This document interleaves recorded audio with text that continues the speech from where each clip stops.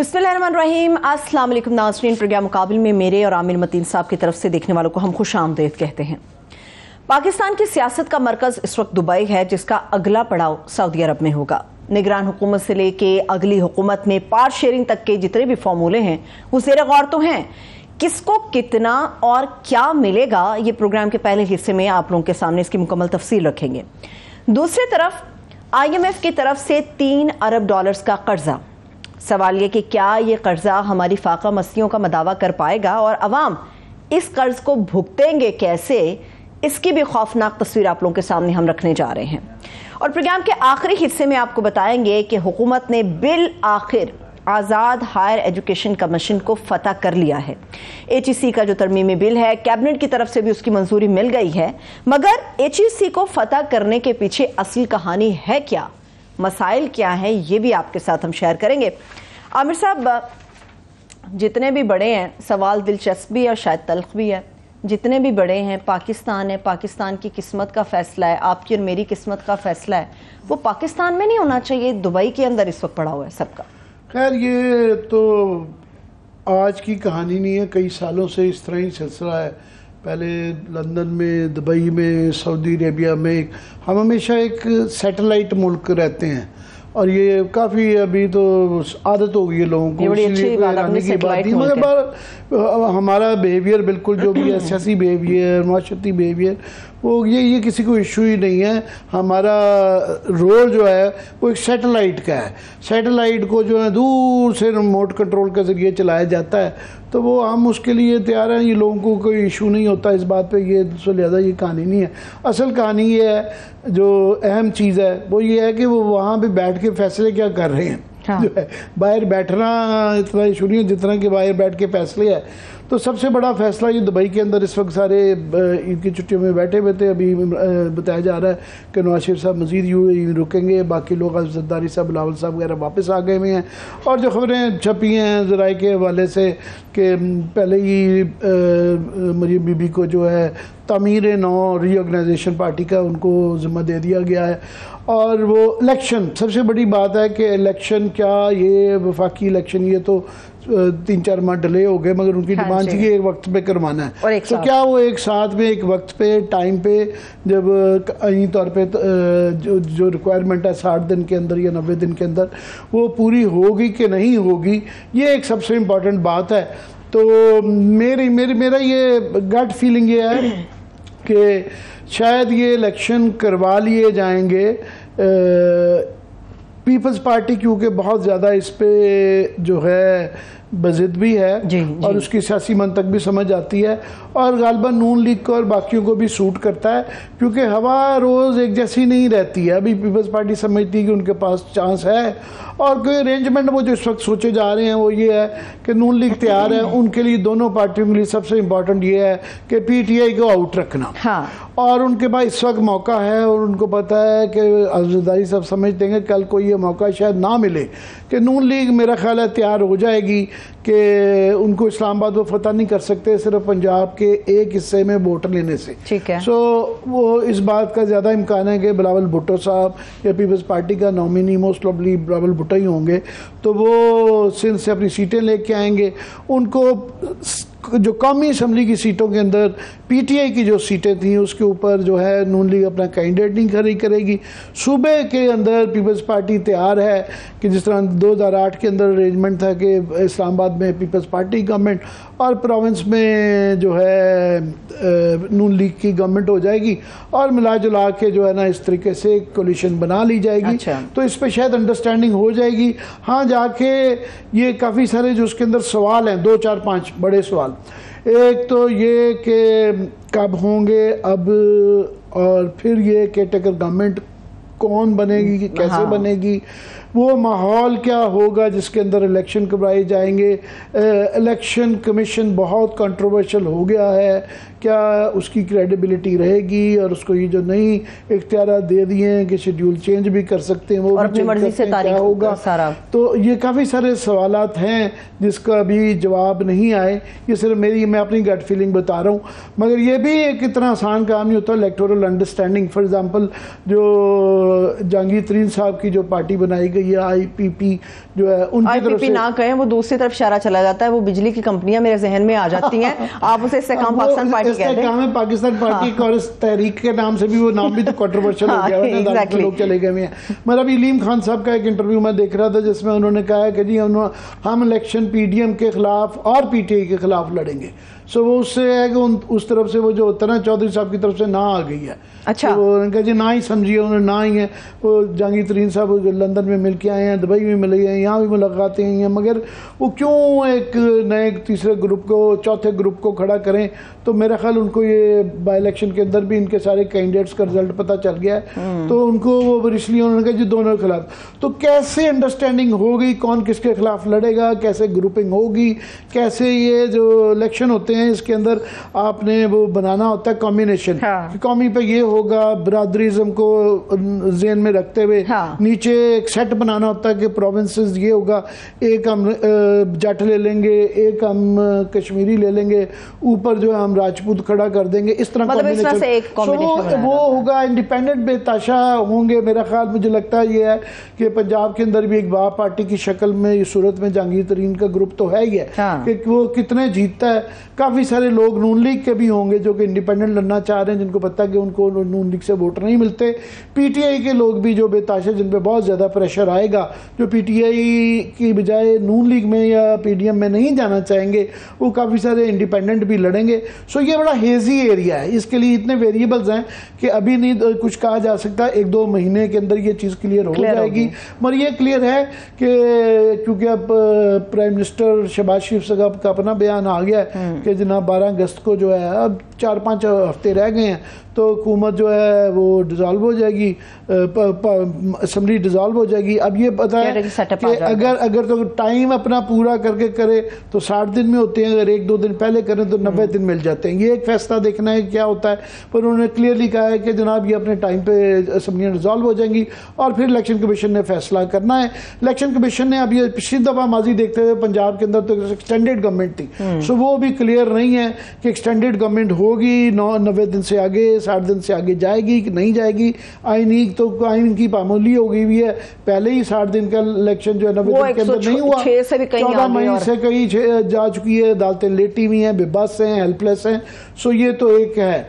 मगर इस वक्त सूरत हाल ये है कि इसलिए भी मुझे लगता है कि इलेक्शन हो जाएंगे कि हर एक को जल्दी है इस वक्त। ब्यूरोक्रेसी अपने काम, जिस तरह भी आपने डिटेल में बात करेंगे, HEC को वो बड़े अरसे से इस तरह के ऑटोनमस जो अदारे हैं ना, ये ब्यूरोक्रेट चाहते हैं हर चीज़ हमारे अंडर हो, स्टेट बैंक भी हमारे अंडर हो, स्टैटिस्टिकल ब्यूरो भी हमारे अंदर हो, प्लानिंग कमीशन भी हमारे हो, कंट्रोल, गवर्नमेंट ब्यूरोक्रेट अपना कंट्रोल चाहते हैं।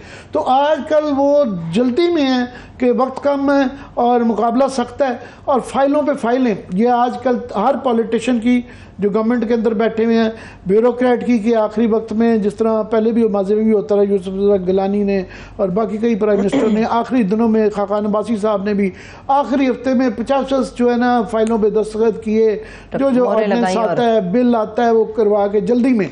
ब्यूरोक्रेट्स को भी जल्दी है। अभी काफ़ी सारे लोग जो हैं जो कि एक्सटेंशनों पे हैं, उन्होंने पता नहीं उनके फ्यूचर क्या होगा।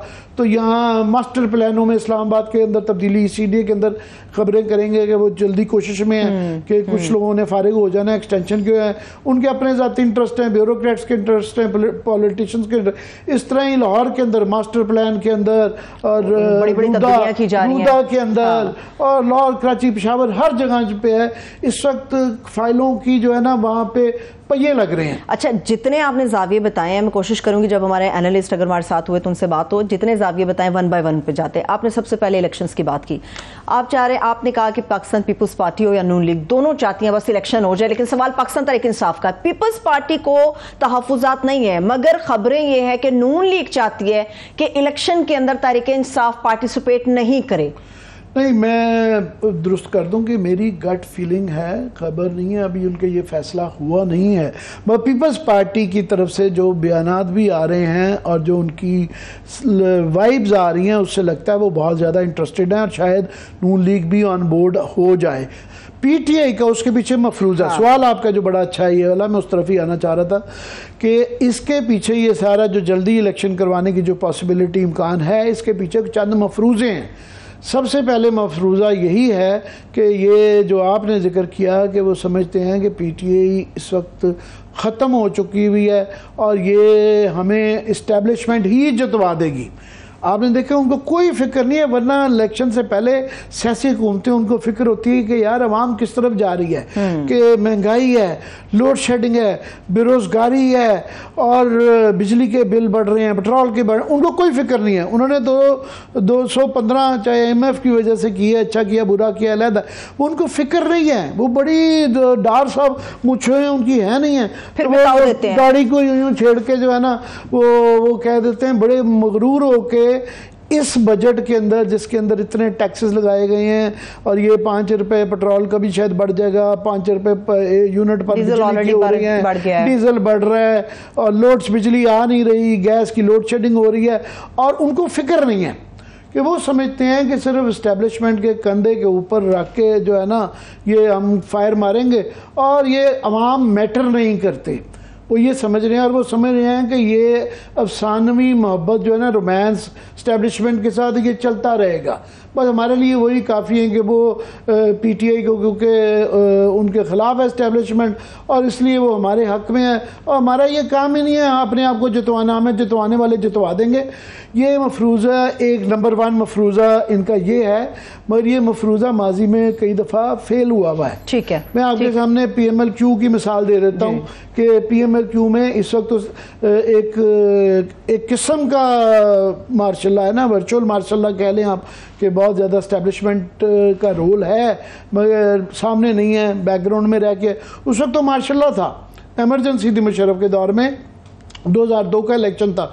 कोई ये इतने कॉन्फिडेंट थे परवेज़ लाई साहब और चौधरी शुजात वगैरह और ये सारी PMLQ कि इन्होंने एज्यूम कर लिया था कि हम जीतेंगे और उस वक्त 2002 में ये इलेक्शन हार गए थे। लार्जेस्ट पार्टी के तौर पर PMLQ नहीं बन सकी थी, 20 वोटों की शॉर्टेज हो गई थी। फिर रातों रात पीपल्स पार्टी के तोड़ के हमेशा जनूबी पंजाब से ही अल्हम्दुलिल्लाह ऐसी कुर्बानी देने के लिए गर्दनें हाजिर की जाती हैं, हमेशा हाजिर होते हैं। हर दौर में जो है हमारे भाई नाराज़ हो जाते हैं, मगर इस पर सोचना चाहिए कि लोग दोबारा उन्हीं लोगों को वोट देते हैं, उसी तार के लौंडे को वोट दे देते हैं जो कि दोबारा उनके वोट को बेच के लोटा बनते हैं। सारे लोटे जनूबी पंजाब से ही क्यों आते हैं? बहरहाल वो 20 बंदे जो है पैट्रियट का ग्रुप बनाया गया, मोस्टली फ्रॉम जनूबी पंजाब। फिर भी एक वोट की उस अक्सरियत से, और वो एक वोट भी एक मजहबी शिद्दत पसंद जमात के एक मेंबर था जिसके अगेंस्ट सारी पार्टीज थी, उसको तरले करके लाया गया, उससे वोट दिलवा के जमाली साहब बड़ी मुश्किल से बने थे। तो इसमें ये ज़ूम करना ना मफरूज़ा कि इन्हें कुछ नहीं करना पड़ेगा और अवाम के लिए ये कोई लोड शेडिंग मसला नहीं होगा, महंगाई मसला नहीं होगा, बेरोज़गारी मसला नहीं होगा। और सबसे बड़ा मफरूज़ा ये कि PTI ख़त्म हो चुकी है, PTI को किसी ने वोट नहीं देना, उनके तमाम लोग या जेलों में होंगे या तोड़ लिए जाएंगे, या छुपे बैठे हुए हैं, या वो इंडिपेंडेंट लड़ेंगे और कोई भी जो है ना PTI का वोटर नहीं होगा। बस गलियाँ हो जाए जियां ते विच मिर्जा ने यार करे, वो समझ रहे हैं कि बस हम मिर्जा साहब बन गए हैं और मिर्जा साहब को हर एक ने ये वोट देना, कोई भी ब्रेक थ्रू हो सकता है। ये मफरूजा बहुत बड़ा है। ठीक है, मुस्लिम लीग नून ने इंतखाबी मुहिम शुरू करने का फैसला कर लिया इसी महीने से। कल मैं साबिक गवर्नर सिंध मोहम्मद जुबैर साहब को सुन रही थी, आमिर साहब, वो ये बात कर रहे थे कि नवाज शरीफ साहब चंद हफ्तों में आएंगे। उसकी एक बड़ी लॉजिकल रीजन है, नाअहली के हवाले से जो केस था उसकी मुद्दत का तयन भी कर लिया गया, 5 साल वो नवाज शरीफ साहब के खत्म हो गए, 2018 से 2023 तक खत्म हो गए। केसेस में आपको कितनी नरमी होती हुई नजर आती है? कहा जा रहा है 12 अगस्त को असेंबली तहलील होगी, 14 अगस्त को मियां नवाज शरीफ साहब पाकिस्तान के अंदर सबको नजर आएंगे। आने को तो वो किसी वक्त भी आ सकते हैं, मगर अभी कुछ थोड़े से लीगल इश्यूज उनके हैं। जितनी मर्जी उनकी अपनी गवर्नमेंट हो, जितनी मर्जी फेवरेबल इस वक्त इस्टेब्लिशमेंट हो, मगर बहरहाल वहाँ पे एक उन्होंने तरीका जो उसके लिए निकाला, एक वहाँ पे उनके ऊपर एक तो वो एब्सकॉन्डर हैं, एक प्रोसेस उस एब्सकॉन्डिंग का भी ख़त्म करना है। दूसरा अभी भी कानून के ज़रिए तो उन्होंने नाअहली परमानेंट जो है ना दायमी ख़त्म कर दी है, मगर वो उसने अभी असम्बली से वो अदालतों के अंदर उसने टेस्ट पास करना है। काफ़ी इस बात का इम्कान है, ये कहा जा रहा है कि इसके लिए आईनी तरमीम चाहिए 62(1)(f) के लिए। सो उसको एक और मफरूज़ा मैं ऐड कर दूं, ये है नवाज शरीफ की वापसी से आने का भी उसका ताल्लुक है कि वो ये समझा जा रहा है और इस बात में मंतक भी समझ आती है कि काफ़ी लोग वैसे इस बात को कहते हैं कि ये जो 62(1)(f) के अंदर जो परमानेंट वो जो फैसले आए हुए हैं, इसके ऊपर बड़ी डिबेट है कि आया आइन खामोश है इसके ऊपर, तो उस आइन के अंदर मुतादद फैसले आ चुके हुए हैं कि इसकी जो है ना इस तरह की खुदा साहब का भी जो पनामा का केस है बड़ी डिटेल्ड उसके अंदर उन्होंने मंतक पेश की हुई है कि इसलिए इस तरह की वायलेशन के ऊपर हम परमानेंट जो है ना नाअहली है तो शायद उसका रिव्यू हो। तो इंतज़ार सितंबर का है कि सितंबर में जब चीफ जस्टिस बदले जाएंगे तो जस्टिस फायज़ ईसा साहब का पहले ही इसके ऊपर स्टांस जो है फैसले में भी वो डिसेंटिंग कर चुके हैं अपने एक आधे में कि यही है कि ये 62(1)(f) की उनकी पोजीशन ये रही हुई है कि ये दायमी नाअहली मुनासिब नहीं है। सो एक आसान तरीका आइनी तरमीम मुश्किल है, उसके लिए 2/3 मेजॉरिटी दोनों हाउसेज में चाहिए, नेशनल असेंबली में भी सेनेट में भी।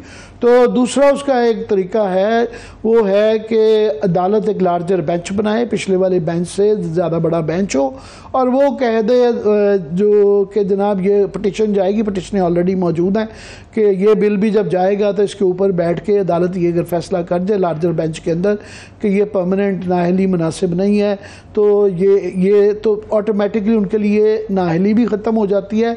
मगर अभी भी एक दो तलवारें उनके लटक रही हैं। एक है कि सराउंडिंग के पीरियड के लिए उनको बहरहाल अदालत में चाहे उनकी अपनी गवर्नमेंट भी हो जेल में जाना है। दूसरा एक और तलवार लटक रही है वो ये है कि नैब के कानून के तहत भी जो गौर नहीं कर रहे लोग कि नैब का भी एक कानून है जिसके अंदर अगर जिसके अंदर उनकी कन्विक्शन हुई हुई है वो अदालत में अभी केस मौजूद हैं, उसके अंदर 10 साल की जो मुझे याद पड़ता है कि 10 साल की नाअहली है। सो वो 10 साल अभी पूरे नहीं हुए हैं, ये उनके जो उसको अगर 2018 से लगाएं तो वो 5 साल ही बनते हैं ना, 17 से लगाएं 6 साल बनते हैं।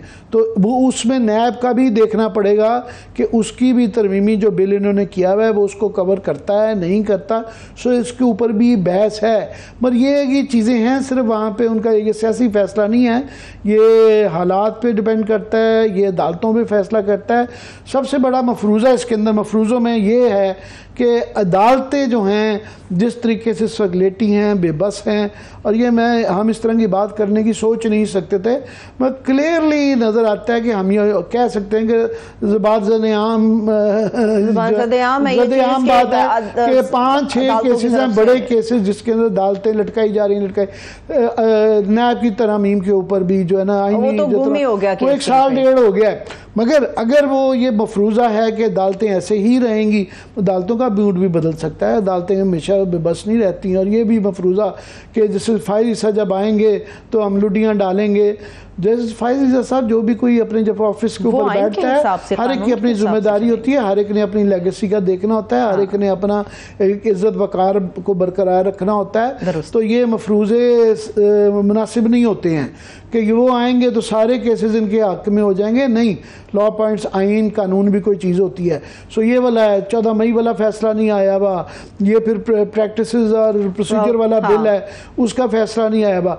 ये तमाम 5-6 जो केसेस हैं इनके ऊपर कोई भी फैसले में अगर वो फैसला जाने से पहले बंदयाल साहब दे गए या बाद में आया और वो खिलाफ फॉर एग्जाम्पल नैब की तरमीम के ऊपर अगर फैसला आ जाता है कि जनाब ये आपने पर्सन स्पेसिफिक था, अपने आप को फायदा दे रही था, तो वो जो 200-400 केसेस जो ख़त्म हुए हैं नैब के वो दोबारा खुल जाते हैं। काफ़ी लोग दोबारा जेलों में चले जाते हैं जिसके अंदर ये एंटायर नून लीग PDM की तकरीबन लीडरशिप आ जाती है और वो बिल्कुल वो हो जाती है। कल को फिर ये भी डिपेंड करता है कि जो केयर टेकर गवर्नमेंट का भी देख रहे हैं कौन आएगा, किस तरह का आएगा। तो ज़रूरी नहीं है कि हर कोई मोहसिन नकवी हो और ज़रूरी नहीं है कि वो वही सिलसिला चलाया जाए। और 5वीं एक जो बहुत बड़ा एक मफरूज़ा है वो मफरूज़ा ये है कि ये झुर्लू फेरना बड़ा आसान होगा। मतलब 2018 में भी पहले जो इस तरह के जिन उनके ऊपर ये रहे 1988 से लेके बल्कि 1985 का इलेक्शन तो वैसे ही नॉन पार्टी था, मार्शल के दौरान तकरीबन हुआ था। 88 से इलेक्शन तमाम ही कंट्रोवर्शियल हुए जिसके अंदर कोई ना कोई एक गवर्नमेंट को गिराए के दूसरी को लाया जाता था, सबको पता होता था कि इस गवर्नमेंट ने आना है, मगर एक फिग लीफ रखा जाता था, मानता कोई नहीं था। 1988 का भी बाद में जो है बताया गया कि जी ये IGI बनवाएगी। 1990 का भी असगर खान पूरा सुप्रीम कोर्ट में अदालत में केस गया, 5-10 साल 15 साल लगे, उसके बाद जाके अदालत ने ये फैसला दिया, जिस पे आज भी अमल दरामद नहीं हुआ कि इन पॉलिटिशियनों को एलिजिडली, जिसमें नवाज शरीफ साहब भी थे, 2-3 एक्स प्राइम मिनिस्टर थे, जमाली साहब मरहूम भी थे और भी बेताशा लोग थे, कि इन सब ने पैसे लिए थे पीपल्स पार्टी को हरवाने के लिए, इनको दिए गए थे। ये असगर खान केस में 93 की भी 96 की भी सारे ही इलेक्शन, मगर फिग लीफ मानता अदालतों से प्रूव हुआ या वो तफ्तीशों से कबूल हुआ या बयानात से जो कबूल किया गया। ये जो पिछले धड़ल्ले से कोई ये जो 6-7 साल में हुआ है, ये अपनी नौयत का पाकिस्तान की तारीख में पहला वाक़या है कि धड़ल्ले से एक जमहूरी हुकूमत के अंदर इलेक्शन कमीशन ने जिस तरीके से बेदरेग इंसाफ की धज्जियां बखेरी हैं, निगरान हुकूमत पंजाब की जो है जिस तरीके से पुलिस का थाना कचहरी का इस्तेमाल हुआ और लोगों को जिस किस्म से पकड़ा हुआ है, 9 मई की अपनी है, हर कोई यही कहता है उसकी तफ्तीश कराएं, उसके ट्रायल कराएं, वो एक बहस ये अगेन अदालत के अंदर मुकदमा सबसे बड़ा तो ये चल रहा है कि आर्मी एक्ट के तहत सिविलियंस को होना है कि नहीं होना है। सो ये भी एक बहुत बड़ा फैसला है जिसके ऊपर सबकी नजरें हैं और ये गेम चेंजर हो सकते हैं। सारे ये 5 मुकदमे ये गेम चेंजर हो सकते हैं कि ये सदा सी वो जो है कि आज मैं जद पे हूँ तो खुश गुमा ना हो, हवा किसी की, चिराग सबके बुझेंगे हवा किसी की नहीं। तो ये हवा का रुख बदलता रहता है। ये 9 मई से एकदम हमने देखा बदल गया, ये इमरान खान की गवर्नमेंट से जाने के बाद हवा रुख बदली, तो ये भी कल को कोई पता नहीं है हवा का रुख किस तरफ चला जाता है। ये इन मफरूजों पे बेस्ड सारी सियासत हो रही है। ये सारे मफरूजे बहुत ज्यादा हो गए हैं, आधी दर्जन से ज्यादा हो गए, इसलिए बहुत ज्यादा इबाम है बहुत सारी चीजों में। मुझे ये बताइए आमिर साहब, अब चूंकि मामला ये चल रहा है केयर टेकर सेटअप का और पार्ट शेयरिंग के हवाले से जो फॉर्मूला आपस में तय किया जा रहा है, केयर टेकर गवर्नमेंट आपको कैसी बनती हुई नजर आ रही है? सेकेंडली ये कि मेरी गुज़श्ता रोज कामरान मुर्तज़ा साहब से बात हुई तो वो बड़े शदीद नाराज थे। वो इस बात पे नाराज थे कि दुबई के अंदर सारा जोड़ के ये सारे बैठे हैं, मौलाना साहब जो PDM के सरबराह के तौर पे जाने जाते हैं, ना उन्हें किसी ने वेलकम किया, ना उन्हें किसी ने दावत दी, ना उनसे कोई मुशावरत हुई। आपको लगता है कि इस मामले के ऊपर आके डेडलॉक हो जाएगा? ये तो पक्की बात है कि जो ही ये इलेक्शन वाले मोड में जाएंगे तो ये PDM ने टूट जाना है। वो पहले भी कह रहे हैं कि इलेक्टोरल अलायंस नहीं, हाँ जहाँ जहाँ लोकल अलायंस किसी जगह पॉसिबल हुई तो कोशिश की जाएगी, मगर इतना ये आसान काम नहीं होता। ये PTI, ये नून लीग में और पीपल्स पार्टी में भी पंजाब के अंदर जो है वो ये तो अंडरस्टैंडिंग हो सकती है कि इस्लामाबाद में आप आ जाए, लाहौर में आ जाए, पर सीट टू सीट जब जाते हैं तो बड़ा मुश्किल होता है, कोई भी अपनी टर्फ नहीं छोड़ता। वो चाहेंगे PTI की अगर सीटें कोई लूज़ करवाई जाती हैं या लूज़ करते हैं वो, तो नून लीग चाहेगी अपने आप को रिस्टोर करना। उनके पास एक पंजाब बचा है, पंजाब के अंदर भी सेंट्रल पंजाब रह गया, तो वो जनूबी पंजाब के लिए पीपल्स पार्टी भी कोशिश करेगी, वो भी करेंगे। सो उनकी भी JUI का मसला ये है कि JUI एक इलेक्टोरली इंतखाबी तौर पर एक बड़ी छोटी सी पार्टी है। इसकी पिछले 40-50 साल में जो है, अब की नहीं बात कर रहा मैं, बात कर रहा हूँ 30-40 साल में पंजाब के अंदर एक सीट नहीं कभी जीते, एक सीट नहीं इन्होंने कभी जीती। कराची में भी 70s में ये सिंध में जीत जाते थे 1-2 सीटें जो है, उसके बाद से ये 2 सूबों से सबसे बड़े सूबे उनमें ये फारिग हैं। हाँ, बलूचिस्तान में और KP में ये एग्जिस्ट करते हैं। पार्लियामेंट के 2% भी सीटें इनके पास नहीं मौजूद हैं, मगर हालात की वजह से और क्योंकि एक उनके पास एक लठ बरदार एक जत्था मौजूद है और वो प्रेशर टैक्टिक्स मसल पावर ज़्यादा दिखा सकते हैं, तो उनको आगे करके एक रोल दिया हुआ था। और मौलाना फजल रहमान के पास वो एक कारीगरी है कि लोगों को इकट्ठा कर लेते हैं। उनका एक इस्तेमाल था, वो इस्तेमाल कर लिया गया। अब एक उस टिश्यू पेपर को वो डब्बे में डालना चाहते हैं। हाँ। और हर कोई अपनी औकात के मुताबिक, इंतखाबी औकात के मुताबिक वो एक रोल ले रहा है। ये बड़े प्लेयर्स में फैसले होने हैं, उनसे जो काम लेना था उन्होंने ले लिया। वो काम था कि PTI को गिराने के लिए सबको इकट्ठे करना। नून लीग और पीपल्स पार्टी 50 साल से एक दूसरे के खिलाफ लड़ रहे हैं, उनके इकट्ठे आपस में जब डायरेक्टली पड़े तो आप पे एक उनको फिगर हेड चाहिए था फजल रहमान की सूरत में, तो वो उनका रोल था। अब उन्होंने कहना, उनके ये तवक्का रखना कि वो PDM के वो सरबराह को, वो नवाबजादा नसरुल्लाह नहीं है। नवाबजादा नसरुल्लाह ने जो हमेशा भी कट किए थे वो असूलों की बुनियाद पे जमहूरियत के लिए किए। ये मरूम बहुत बड़े कदावर आदमी थे।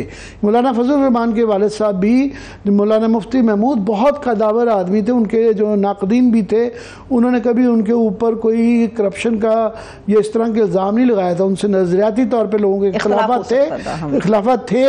PNA और पीपल्स पार्टी के बहुत इख्लाफात रहे, मगर एक टेबल पर बैठते भी थे। उनकी मौलाना साहब का वो वाला कद नहीं है अपने वालिद साहब वाला, ना ही नवाबजादा नसरुल्लाह वाला है। ये ऑन द पावर की साइड पे जाते हैं। नवाबजादा नसरुल्लाह साहब जो है वो मज़ामत की तरफ लोगों को इकट्ठे करते थे, जमहूरियत के लिए इकट्ठे करते थे, असूलों के लिए इकट्ठे करते। इनकी कोई इतनी असूलबंदी के लिए इनकी शोहरत नहीं है। खुश होना, नाराज होना कोई माने भी नहीं रखता और उसकी कोई ज्यादा हैसियत भी नहीं है।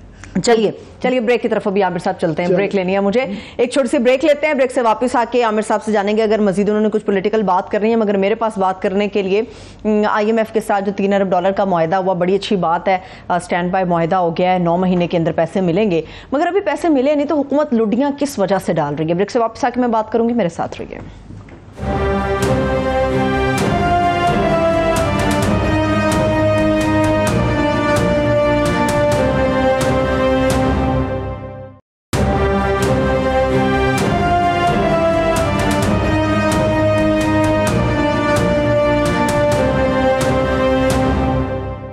ब्रेक के बाद एक बार फिर से प्रोग्राम में हम आपको खुशामदीद कहेंगे। IMF की तरफ से पाकिस्तान के साथ जो मुआहदे के हवाले से लुडियां डाली जा रही हैं, इस पर बात करने के लिए डॉक्टर नदीमुल हक साहब माहिर मौशियात हमारे साथ मौजूद है। बहुत शुक्रिया डॉक्टर साहब, थैंक्स सो मच आपके वक्त के लिए। ओवर टू यू आमिर साहब। जी डॉक्टर साहब बहुत शुक्रिया, आप हमेशा टाइम हमारे लिए निकालते हैं। IMF की मुझे बताने की ज़रूरत नहीं आपको कि यही बताया जा रहा था कि जी हमारे डिफ़ॉल्ट होने से बचने के लिए सिर्फ बड़ा ज़रूरी है कि IMF के साथ मुआहदा हो। वो पहले वाला लॉन्ग टर्म मुआहदा तो नहीं हुआ, हम स्टैंड बाय अरेंजमेंट हो गया, $3 बिलियन मिल गए और बहुत ज़्यादा जिस तरह इन्होंने अपने इब्तिदाइये में कहा लुडियाँ डाली जा रही हैं। अच्छी बात है, हो गया, मगर इस तरह का कि अब आगे दूध और शहद की नहरें बहनी शुरू हो जाएंगी और कर्जे लेके इस तरह की लुडियाँ डालते वक्त वैसे ही शर्म आती है। तो आप क्या इज़ इट ओवर, हमारे मसाइल हल हो गए हैं कि अभी और भी इम्तिहान हैं? आमिर साहब, पहली चीज़ तो कौमों के मसाइल कभी भी हल नहीं होते। सिर्फ ये कि कौमों के मसाइल बहुत तरीके से हुकूमतें सोच के हल करती रहती हैं साथ। हमारे मुल्क में अनफॉर्चुनेटली कि हुकूमतें ये काम नहीं करती और आज से नहीं 75 साल से नहीं कर रही। IMF का जो एग्रीमेंट है बहुत अच्छी बात है, ये तो आज से 8-10 महीने पहले हो जाना चाहिए था, पर चलो हो गया, अच्छी बात है। इसमें एक तो अच्छी बातें जो है कि ये एग्रीमेंट शॉर्ट टर्म नहीं है, ज़रा लॉन्ग टर्म है। IMF ने बढ़ा दी है मुद्दत, 9 महीने कर दी है और थोड़ा सा पैसा भी बढ़ा दिया है, थोड़ा सा कॉन्फिडेंस बूस्टिंग आ गई है। अब जो पहले हमें डर था कि इलेक्शन तक हम नहीं लास्ट करेंगे, अब लग रहा है IMF ने कह दिया कि इलेक्शन के बियॉन्ड बात करो। तो अगला प्रोग्राम तो नेगोशिएट करना है, पर अगली हुकूमत करेगी, तो इंटरिम गवर्नमेंट पे कोई जोर नहीं है, इंटरिम गवर्नमेंट आगे अपना काम करे। अब ये जोर एक है, ज़रूर एक कंपल्शन है कि आपने जो प्रोग्राम में उन्होंने हदें मुकर्रर की हुई हैं, टैक्स की, फिस्कल एक्सपेंडिचर्स की वगैरह वगैरह, वो हदें आपको मीट करनी होंगी और हुकूमत को इस पर काम करना होगा। चाहे इंटरिम में है चाहे कोई हुकूमत है, उसको काम करना होगा और उन हदों को मीट करेगा। I hope they will meet those targets. और उसके साथ फिर जो असल काम रह गया है, जो ये हुकूमत करेगी या इंटरिम करेगी या उससे अगली करेगी, बल्कि अगली 10 हुकूमतों को जो करना पड़ेगा और करना चाहिए कि हमने जो कॉलोनियल निज़ाम को सांभ के रखा हुआ है उसको बड़ा अच्छी तरह संभाल के रखो, उसको ख़त्म करें। आप ये क्या DC प्राइसेस चेक कर रहा है, ये कहते फाइलें ऊपर नीचे जा रही हैं। अब एक मॉडर्न हुकूमत बनाएं, मॉडर्न तरीके से काम करें, मॉडर्न लोकल गवर्नमेंट बनाएं। और एक ख़ास तौर पर जो मैं चीज़ कहना चाहता हूँ, आपका मीडिया भी और मैं सब देखता हूँ, हुकूमत भी, हर चीज़ एक चीज़ पे सिर्फ जोर डालते हैं, टैक्स टैक्स टैक्स। जो तरक्की याफ्ता हुकूमतें हैं वो टैक्स पे गौर नहीं करती, वो इन्वेस्टमेंट पे गौर करती। मैं बार बार कहता हूँ कि अगले 20 साल तक हर हुकूमत ये बात मान ले कि वास्ते डाल के, मिलते डाल के, प्रोटोकॉल ख़त्म करके, भीख मांग के अपने लोगों से कहे कि भाई इन्वेस्ट करो। भाई जो भी करना है इन्वेस्ट करो, दुकान खोलनी है दुकान खोलो, रेस्टोरेंट खोलना है रेस्टोरेंट खोलो, बिल्डिंग बनानी है बिल्डिंग बनाओ, फैक्ट्री लगानी है। डॉक्टर साहब मैं आपकी बात थोड़ी सी माफ़ कीजिएगा काट रहा हूँ, बिल्कुल ये समझ आती है आपके इन्वेस्टमेंट की तरफ जोर नहीं आता और एक्सपेंडिचर्स का टेल करने की तरफ गवर्नमेंट के नहीं आता, ब्यूरोक्रेसी के लल्ले तलल्लों पे नहीं आता। वह इन्वेस्टमेंट के लिए सिर्फ लोगों को कहना तो नहीं होता कि यार प्लीज़ अल्लाह का वास्ता है इन्वेस्टमेंट करो। आप वो माहौल क्रिएट करते हैं, आप बैंकों के लिए लाजमी करते हैं, जिस तरह के इंडिया बांग्लादेश में है कि जो SMEs के लिए कम अज़ कम 25 से 30% लाजिम हो कि इनको देंगे। अब वो लोकल इन्वेस्टर को अट्रैक्ट किया जाता है, सिर्फ ज़ुबानी कहना कि यार प्लीज़ कर दिया करो तो कोई नहीं करता। और वो आप बिल्कुल ठीक कह रहे हैं कि लोकल को करेंगे तो बाहर का इन्वेस्टर यहाँ इन्वेस्ट करेगा। इस पर ज़रा एलैबोरेट करें प्लीज़। आप बिल्कुल ठीक कह रहे हैं। देखिए जी, शहद की मक्खी वहाँ आती है जहाँ शहद हो, अगर लगे कि और मक्खियाँ बैठी हुई हैं तो वो सब आएंगी। तो हमें अपने इन्वेस्टर को चालू करना है, उनको चलाना है, तो फिर ऑब्वियसली बाहर के इन्वेस्टर भी आ जाएंगे। पर हम अपने इन्वेस्टर, जिसमें कह रहा हूँ लोग अगर हट्टी लगाना चाहते हैं, दुकान लगाना चाहते हैं, चाय की दुकान लगाना चाहते हैं, उनको लगाने दें, उनको काम करने दें। इसके लिए जो आपने बड़ी अच्छी बात की, वैसे तो नहीं होगा। एक चीज़ जो हमने एस्टिमेट की है, हमने एस्टिमेट किया है कि हमारी हुकूमत में जो रेगुलेशन है, जो NOC का निज़ाम है, जो परमिशंस का निज़ाम है, जो इंडिया में 1991 में मनमोहन सिंह ने ख़त्म कर दिया था, हमारे यहाँ अभी तक कायम है। आपने कुछ करना है, आपको NOC लेना पड़ता है। NOC के लिए आपको 1000 फाइलें जमा करनी पड़ती हैं, भाग दौड़ करनी पड़ती है, आपको 2 साल लग जाते हैं NOC लेते। NOC का निज़ाम खुदा के वास्ते ख़त्म कर दिया। दूसरी चीज़, कोई आप इन्वेस्टमेंट करते हैं तो आपके ऊपर सस्पेशन आ जाती है, पैसे कहाँ से लेंगे, वही छोड़ दें, पैसे कहाँ से लेंगे, इन्वेस्ट तो करने दें, काला पैसा भी है तो आने तो दें ना। हमारा जो सारा निज़ाम है वो इसी तरह से, तो पैसा ना अपना दिखाओ, पैसा दिखाओगे तो हम जूते मारेंगे। तो ये काम करें। चीन में भी आमिर साहब, चीन में भी पिछले 30 साल से यही काम हो रहा है। वो सारे उनके लोकल ऑफिशियल एक ही काम कर रहे हैं, इन्वेस्टमेंट ला रहे हैं। वो टैक्स नहीं इकट्ठा कर रहे हैं, वो इन्वेस्टमेंट ला रहे हैं। और चीनी गवर्नमेंट को उनको हदायत है इन्वेस्टमेंट लेके आओ और आपको बोनस भी मिलेगा अगर इन्वेस्टमेंट लेके आओगे। तो अगर हम ये निज़ाम करते हैं, इन्वेस्टमेंट के ऊपर जोर दें, प्राइम मिनिस्टर साहब भीख मांगे कहे इन्वेस्टमेंट दो, इन्वेस्टमेंट करो, इन्वेस्टमेंट करो, तो मेरा ख्याल कुछ शायद हालात। और इसके लिए फिर आपको बहुत डीरेगुलेशन करनी पड़ेगी। ये जो परमिशन पूछ दखल का निज़ाम है, इसको ख़त्म करना पड़ेगा। लोगों को कहना पड़ेगा भाई लगाएं, कुछ भी पैसा लगाएं, काम करें। ये अगर करेंगे तो शायद हमारी 10-20 साल में हालत ठीक हो। डॉक्टर साहब, वो आपने बैंक जो हैं उनको क्या ज़रूरत है कि जब तक एक कानून ना हो, कानून में भी उनके लिए ज़बरदस्ती दुनिया भर में, जिस तरह आपने कहा, सिर्फ कोलैटरल नहीं होता कि आप अपनी जायदाद गिरवी रखवाते हैं, बैंक्स देखते हैं, रिस्क लेते हैं, क्योंकि उनको लेना भी इसलिए पड़ता है कि उनको 25-30% लाजमी एक सेक्टर में डालना है, तो इसलिए वो अपनी जजमेंट अप्लाई करते हैं। यहाँ जब उनको 100 अरब रुपये सालाना वैसे ही प्रॉफिट मिल रहा है, गवर्नमेंट ले लेती है सारे के सारा, उनका कर्जा खुद ही देती है, नोट छापती है, उनको दे के उनसे दोबारा लेती है और उनका मुफ्त में कोई रिस्क लिए बगैर प्रॉफिट आ रहा है। इसीलिए बैंकों के अंदर हर कोई बैंक खरीदने में इंटरेस्टेड होता है, बाकी चीज़ों में नहीं है। ये तो एक है। बट दूसरा मैं आप कहूँगा, आपने बड़े सही बात की कि जो आगे कंडीशंस हैं उसके अंदर टैक्स बेस बिल्कुल बढ़ानी चाहिए, मगर उसका फार्मूला शायद बदलना चाहिए। मगर मौजूदा हालात में आपको लगता है कि ये जिस तरह के इन्होंने टैक्स के टारगेट्स बना दिए हैं, आखिरी वक्त में 215 अरब रुपए मज़ीद बढ़ा दिए हैं और एक ही सैलरीड क्लास पे, एक ही क्लास के ऊपर लिए जा रहे हैं, तो ये क्या, पहली बात तो ये कि ये कर पाएंगे। दूसरा ये कि इसके लिए जो आप कह रहे हैं इस्लाहात का, आम आदमी को नहीं समझ आता इस्लाहात से क्या मुराद है। इस पे ज़रा एलैबोरेट करें कि क्या इस्लाहात आम आदमी के हवाले से कि जो फौरी तौर पे करने की ज़रूरत है। देखिए जी, टैक्स का निज़ाम हमारा बहुत ही फरसूदा, बहुत दकियानूसी निज़ाम है।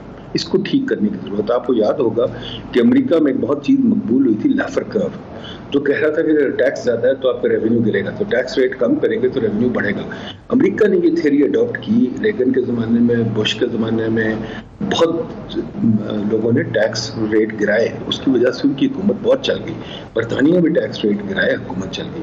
मैं ये नहीं कह रहा हम टैक्स रेट गिराएं, पर मैं ये कह रहा हूँ खुदा के वास्ते टैक्स का निज़ाम स्टडी करें ठीक तरीके से। कोई स्टडी नहीं करता। आप टैक्स का निज़ाम, टैक्स के ऊपर टैक्स लगाया हुआ, अभी एक बिजली का बिल है उस पर 3-4 टैक्स हैं, खुदा के वास्ते उससे टैक्स नहीं इकट्ठा होता, बल्कि लोग उस पर पकड़ धकड़ में लग जाते हैं, भागने की कोशिश करते हैं, इनफॉर्मल इकॉनमी बढ़ती है। और हमें एक टैक्स का निज़ाम ठीक करना है, दूसरा हमें ये ठीक करना है, हमें सब लोगों को काम करना है। हमने कोशिश की बहुत ज़्यादा इस्लामाबाद में खोखे लगाने की। इस वक्त गुर्बत बहुत ज़्यादा है, इस वक्त अनएम्प्लॉयमेंट बहुत ज़्यादा है, अच्छे खासे पढ़े लिखे बच्चे अनएम्प्लॉयड कर रहे हैं, तकरीबन 35 से 50% हमने एस्टिमेट किया अनएम्प्लॉयड कर रहे हैं। उनको खोखे लगाने दें, उनको कारोबार करने दें। अब हमने बड़ी मुश्किल से खोखे लगवाया, पुलिस आकर तोड़ देती है, कभी सीडीए मान जाती है, कभी तोड़ देती है, कभी जजेस मान जाते हैं, कभी तोड़ देते हैं। मसला ये है कि हमारे मुल्क में कारोबार एक रिस्पेक्टेबल चीज़ नहीं, कारोबार करने दें। दूसरी चीज़ एग्रीकल्चर में भी अगर आप बात करें तो एग्रीकल्चर में हमने भी मार्केट ही नहीं बनाई, रियल एस्टेट में मार्केट नहीं बनाई। हम रोते रहते हैं मार्केट तो बना दो, मार्केट का क्या मतलब है? सब बात समझने वाली है। मार्केट का मतलब ये है कि आपको इंफॉर्मेशन, हमें पता होता है क्या बिक रहा है, क्या नहीं बिक रहा, किस कीमत पे बिक रहा है और कब बिक रहा है। जैसे स्टॉक मार्केट होता है, अब हमारे रियल एस्टेट की मार्केट भी नहीं है, एग्रीकल्चर गुड्स की मार्केट नहीं है। एग्रीकल्चर गुड्स अगर आप देखें, हुकूमत प्राइस फिक्स करती है, फिर मार्केट कमेटी होती है, फिर डीसी साहब आ जाते हैं। भाई एक मार्केट चलने दें, वेबसाइट पे प्राइस आ जाए, जो मर्जी बेचे, जो मर्जी खरीदे। बिजली का निजाम भी हम अगर प्राइसेस ना फिक्स करें तो ठीक हो जाएगा। तो बहुत सारी चीज़ ठीक होने वाली है। दूसरी चीज़ जो बहुत इंपॉर्टेंट चीज़ है, अब बिजली का निजाम जो है जी, हमें 40 साल हो गए मार खाते खाते। ये हमने क्यों मार खाई है? सब प्लीज गौर करें। इसमें कोई अल्लाह की तरफ से कुछ नहीं है, ये हमारी जहालत है, हमारी इनकॉम्पिटेंस है। इसको इनकॉम्पिटेंस कहें, खुदा के वास्ते इनकॉम्पिटेंस कहें। जो वजीर आता है उससे पूछो भी आप इतने इनकॉम्पिटेंट है, क्यों नहीं इसको सॉल्व कर सके? देखिए सिंपल सी बात है, ना आप निजाम बनने देते हैं, आप डिस्कोस को आज़ाद नहीं करते, आपने जनाब वो IPPs को आज़ाद नहीं करते, आप प्राइसिंग उनको आपस में नहीं बना देते। इन्होंने कहा था एक चीज़ CTBT होगी जो कि अपने आप डिस्कोस और IPPs आपस में ट्रेड करेंगे और चलाएंगे चीज़, वो कहते हैं आप नहीं हो सकती। गैस में भी कह रहे थे कि हम उनको इजाज़त देंगे, खुद अपनी गैस पास थ्रू करें, वो नहीं करने देते। हर चीज़ ब्यूरोक्रेटिक कंट्रोल में है, तो फिर क्या चलेगा? डॉक्टर साहब क्विकली मुझे ये सरहद बीबी जो है ना ब्रेक के इशारे करनी शुरू कर दी है, तो क्विकली इस्लाहात की तो कोई वो उसके लिए रॉकेट साइंस नहीं चाहिए। सबको पता है कि ये पब्लिक स्टेट एंटरप्राइजेज, ये बड़े बड़े जो हमने हाथी पाले में हैं, इनको या बेचना होगा या इनको ठीक तो नहीं होता। ठीक हमने तो करने वाला तरीका ट्राई करके देख लिया। हर गवर्नमेंट ये लॉलीपॉप देती है, साफ से नहीं करती, वहाँ खांचे लगाने की कोशिश करती है, इसलिए नहीं चल पाता। दूसरा, लोकल बॉडीज़ का समझ आती है कि आप उनको property tax, traders tax, agriculture में जहाँ मुनाफा है टैक्स, इसके लिए बड़ा एक स्ट्रॉन्ग गवर्नमेंट चाहिए, एक स्ट्रॉन्ग विल चाहिए और एक स्टेबिलिटी चाहिए, पॉलिटिकल स्टेबिलिटी चाहिए, जो कि नज़र नहीं आता कि इस हालात में ये तीनों चीज़ें मुझे होती हुई नज़र नहीं आ रही। तो ये खुशफहमी रखना कि इन चीज़ों के बगैर इतने बड़े रिफॉर्म्स हो जाएंगे। आमिर साहब, मैं आपसे एग्री नहीं करता कि इनके लिए हमें चाहिए पॉलिटिकल विल, स्टेबिलिटी, व्हाटएवर। ये सिंपल सी बात है, हमें अकल चाहिए और अकल से काम करना है। बहुत मुल्क वॉर टाइम में रिफॉर्म होते हैं, हज़ार चीज़ों में रिफॉर्म होते हैं, रिफॉर्म करने की ज़रूरत होनी चाहिए। अब ये जो बात है कि हमें हम ये छोटी मोटी चीज़ें नहीं कर सकते, सिंपल सी बात है। स्टेट ओन्ड एंटरप्राइजेज बहुत सारे बैकअप हो चुके हैं, उनको अब कुर्की निकालनी पड़ेगी। आपको कुछ लोगों को फ़र्क करना पड़ेगा। अभी हुकूमत ने एक काम कर दिया है, मैं बड़ा उसको क्या कहते हैं खराज तहसीन पेश करता हूं। हुकूमत ने कह दिया है कि वो अब कई इदारों की पेंशन नहीं देंगे। उन्होंने बहुत सारे इदारों को कह दिया पेंशन नहीं देंगे। अब मैं कहते हो खड़े हो देंगे, नहीं होते, नहीं पेंशन देंगे तो ना दे भाई। पर मसला ये है कि ये भी आप सोचिए, खुद सोचिए, अगर पेंशन नहीं देंगे तो जिन लोगों ने 30 साल 40 साल काम किया और वो बेचारे भूखे मरेंगे, क्या ये भी सही बात है कि नहीं? बात क्या हुकूमत ने सोच के? डॉक्टर साहब, मैं क्विकली ये जरूर कहना चाहूँगा, आपने सही कहा कि अक्लमंद लोग चाहिए। आप माशाल्लाह अक्लमंद आदमी हैं, मैं आपको बहुत अक्लमंद आदमी मानता हूँ और बड़ा सीखता हूँ आपसे। आपने बड़ी अच्छी एक प्लानिंग के अंदर जो है ना, मुझे याद है एक फ्रेमवर्क बनाया था। वो आपसे भी ज़्यादा एक अक्लमंद आदमी आ गया जिसका नाम प्रोफेसर हसन इकबाल साहब हैं।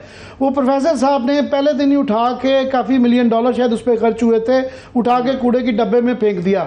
और उन्होंने फिर अपने 25 साल 50 साल एक वो बनाए जो उनसे भी फिर अक्लमंद आदमी आता है, वो भी कूड़े के डब्बे में फेंक देता है। असल बात ये है कि यहाँ पे जो कार्टेल्स हैं, हमारे यहाँ पे माफियाज हैं, यहाँ पे उन्होंने जकड़ा हुआ है निज़ाम को कि ना वो मोनोपोली कमीशन से होने देते हैं, ना वो अदालतें हमारी स्लो हैं, ना वहाँ से होना पड़ता है। और गवर्नमेंट के अंदर उनके तमाम लोग बैठे हुए हैं कि कंपटीशन कमीशन का फोरम पूरा नहीं होने देते, कोरम पूरा नहीं होने देते फिनेंस मिनिस्ट्री वाले, कि वो उनके पास जो 100 केसेस पड़े हुए हैं वो जाने से पहले उनको निपटा दें। तो कैसे? सिर्फ अक्लमंदी से तो काम नहीं चलेगा, ये पॉलिटिकल विल चाहिए। देखिए, हुकूमत को चाहिए इदारों को चलने दें। जैसे ये जो मसला है ना, एक चीज होती है प्रिंसिपल अकाउंटिंग ऑफिसर। आमिर साहब, प्रिंसिपल अकाउंटिंग ऑफिसर 4-5 जो इस मुल्क में 50 हैं, वो सोचते हैं सब कुछ कंट्रोल कर रहे हैं। वो ऑक्सफोर्ड यूनिवर्सिटी को भी कंट्रोल करते हैं, कॉम्पिटिशन कमीशन को भी कंट्रोल करते हैं। अगर बरतानिया अमेरिका में चल जाए तो ये इदारे कंट्रोल नहीं होते, ये इंडिपेंडेंट होते हैं। तो हमें इंडिपेंडेंस देने की, लोकल गवर्नमेंट के साथ इदारों को इंडिपेंडेंस देने की इजाजत देनी चाहिए। इदारों को पब्लिक करना चाहिए फैक्ट्स। अब हम फैक्ट्स सामने नहीं आने देते, हम छुपा के रखते हैं। फॉर एग्जांपल, अगर शुगर की सिचुएशन है तो शुगर की जो कॉम्पिटिशन कमीशन की रिपोर्ट है उनको बाहर निकलने दे, भाई निकल आए, बातें बाहर आए, डिबेट करें, हम सुने। और हमारे वजीरों को भी ये होना चाहिए कि वो बात सुने और सुनाएं और डिबेट करें। वो ये नहीं कि ऊपर से बैठ के राज करें। हमारा निज़ाम बहुत ज़्यादा सारा, हमें सोच के इसको चेंज करने की जरूरत है, क्योंकि हमें एक डेमोक्रेटिक निज़ाम हम बने नहीं अभी तक। हम एक वजीर लगाते हैं कि वो राज करेगा, वो ये नहीं करेगा कि पिछला काम देखेगा, अगला देखेगा और काम चलाएगा। सही, ठीक है, बहुत शुक्रिया, thank you so much doctor Nadimul हक साहब हमारे साथ मौजूद। सर आपके वक्त के लिए शुक्रिया। आमिर साहब, ब्रेक पर जाने से पहले एक सवाल आपसे भी मैं करना चाह रही हूँ। मैं शहबाज शरीफ साहब की आज स्टेटमेंट पढ़ रही थी, वो ये कह रहे थे कि IMF का चूंकि हमें एक एग्रीमेंट हो गया है, बड़ी ज़बरदस्त बात है, अगले 15-20 साल हर इदारे को मिलकर अपनी हद में काम करना होगा। ये मंतक नहीं मुझे समझ आई। नहीं, वो उनसे काउंटर सवाल मेरा, अगर मैं बैठा होता करता कि पिछले 30-35 साल से आप हुकूमत में हैं, हाँ। तो उसमें ये कर लेते तो क्या हर्ज था। ये जो 1 साल भी पिछला मिला हुआ था, इसमें भी कुछ कर लेते तो क्या मिला हुआ है। अगले 10-15 साल वो ये कह रहे हैं कि बेसिकली आपको लॉलीपॉप दे रहे हैं कि मुझे आप 10-15 साल और रखें, बर्दाश्त करें, तो मैं इंशाल्लाह कर दूंगा। 15 साल बाद मैं फिर ये कह दूंगा। बेशक बहाना होता है कि जी मेरा कसूर नहीं था, हालात ही बदल गए थे। हालात ही बदल गए थे। जाते जाते छोटा सा एक और सवाल कर लेती हूँ।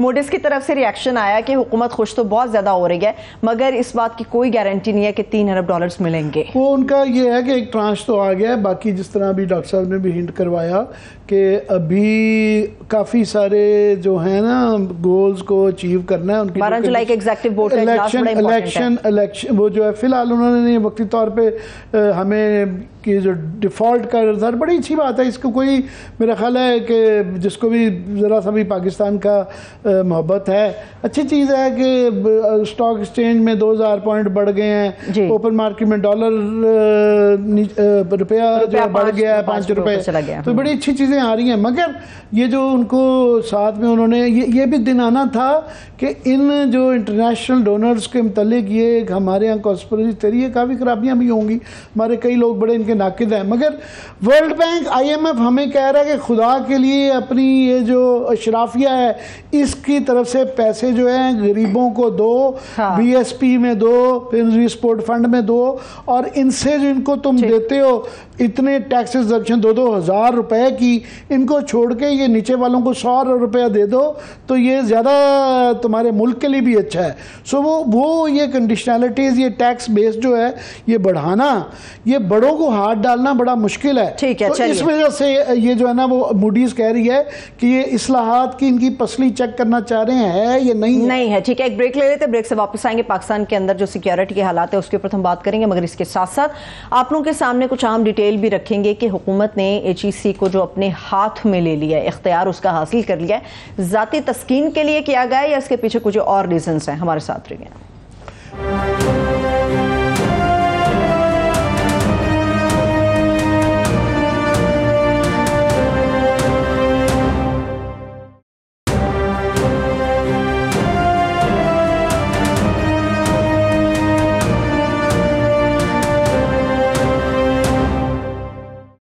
के बाद एक बार फिर से देखने वालों को हम खुश आमदेद कहेंगे। आमिर साहब, HEC वाले मामले पर तो हम जाएंगे, मगर उससे पहले जो टेररिस्ट इश्यूज हैं पाकिस्तान के अंदर, दहशतगर्दाना जो हमले होते हैं, हर साल हम समझते हैं और सोचते हैं कि शायद इस बार कुछ कमी होगी, मगर सिक्योरिटी हालात बेहतर होने के बावजूद हमारे पास बड़े खतरनाक किस्म के फिगर्स मौजूद होते हैं। ये मैं तो सिर्फ एक ही, बाकी फिगर आप पढ़िएगा।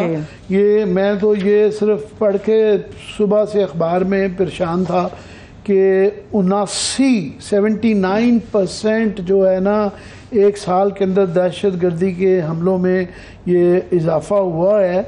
और ये इसमें 2-3 जो अहम है, बाकी ज़रा आप मज़ीद तफसीलात ज़रा पढ़ दें, फिर मैं आपसे तबसरा करता हूं। बिल्कुल आमिर साहब, 6 महीनों के दौरान सिक्योरिटी फोर्सेज ने, बड़ी अच्छी बात है, 236 अस्करियत पसंद मार डाले हैं, मगर नहीं अच्छी बात तो नहीं है कि अच्छी बात ये है हमारे फोर्सेज ने जो काम किया, मगर हमारे लिए जो लम्हा फिक्रिया है कि गुज़िश्ता बरस जो इसी दौरानिये के अंदर 151 हमले हुए थे, 293 अफराद शहीद हुए थे, 487 जख्मी हुए थे, मगर गुज़िश्ता बरस के मुकाबले में इस साल दहशतगर्द हमलों में जो आपने कहा 79% इजाफा हुआ है, इसमें सूबा खैबर पख्तूनख्वा आमिर साहब सबसे ज़्यादा मुतासिर हुआ है। 174 हमले हुए हैं, 266 अफराद हलाक हुए हैं, 463 अफराद ज़ख्मी हुए हैं। फिर इसके बाद बलूचिस्तान का नंबर है। बलूचिस्तान और KPK ये दोनों ऐसे सूबे हैं जहाँ पर दहशतगर्दी कई गुना बढ़ गई है। ये इसमें एक और बड़ी अहम पहलू ये है कि पहले फिगर्स काफ़ी सालों से सबसे ज़्यादा, क्योंकि बलूचिस्तान के अंदर एक इंसर्जेंसी की एक सिचुएशन थी, तो सबसे ज़्यादा वहाँ पे ये दहशतगर्दी के वाक़यात होते थे, और वो जो एक्सट्रीमिस्ट हमारे थे नेशनलिस्ट, वो उनकी तरफ से होते थे। अब ये इसका रुख जो है ना, ये KP की तरफ बढ़ गया है, और KP में उससे डबल, हिंदुस्तान में 75 वाक़यात हुए हैं और वहाँ पे KP में 174, डबल से 100 ज़्यादा, तकरीबन 150% के करीब इजाफा हुआ है। और बलूचिस्तान में 100 अफराद मारे गए हैं, जबकि खैबर पख्तूनख्वा में 226 अफराद मारे गए हैं, 266 मारे गए हैं और 463 ज़ख्मी हुए हैं। तो KP में डबल से ज़्यादा हो गया है। तो इसका जो रुझान है वो बलूचिस्तान से बहुत ज़्यादा अब KP में हो गया है, और KP में ये तकरीबन तमाम ही ये मजहबी जुनूनियत दहशतगर्दी है कि इसके अंदर जो मजहबी दहशतगर्द जो अफगानिस्तान से TTP बला बला बला इस तरह के जो सेक्टेरियन और TTP ये वो हैं।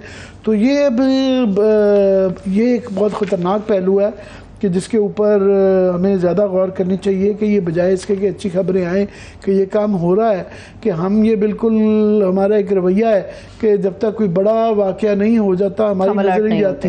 APS से हमारा एकदम से वो ख्वाब गफलत से जाग जाते हैं, फिर कोई बड़ा धमाका होता है तो एकदम आपरमाई यही गुफ्तगू करते हैं, फिर लॉ इन्फोर्समेंट एजेंसी की लैप्सेस के ऊपर बात होती है, फिर सबक सीखने के ऊपर बात होती है, और फिर वो होगा कि जी आइंदा नेवर अगेन कह के। नेशनल एक्शन प्लान के ऊपर भी जो नकात थे उनका कभी ये सारी बातें पूरे हुए, सारी बातें बड़े वाक़े के ऊपर होती है, नेशनल एक्शन प्लान पे होता है, नेफ्टा पे गुफ्तगू होती है, पुलिस के रोल पे गुफ्तगू सिक्योरिटी प्लान पूरा शेयर होता है, प्लान भी शेयर होती है, सारी बातें उस वक्त होती हैं।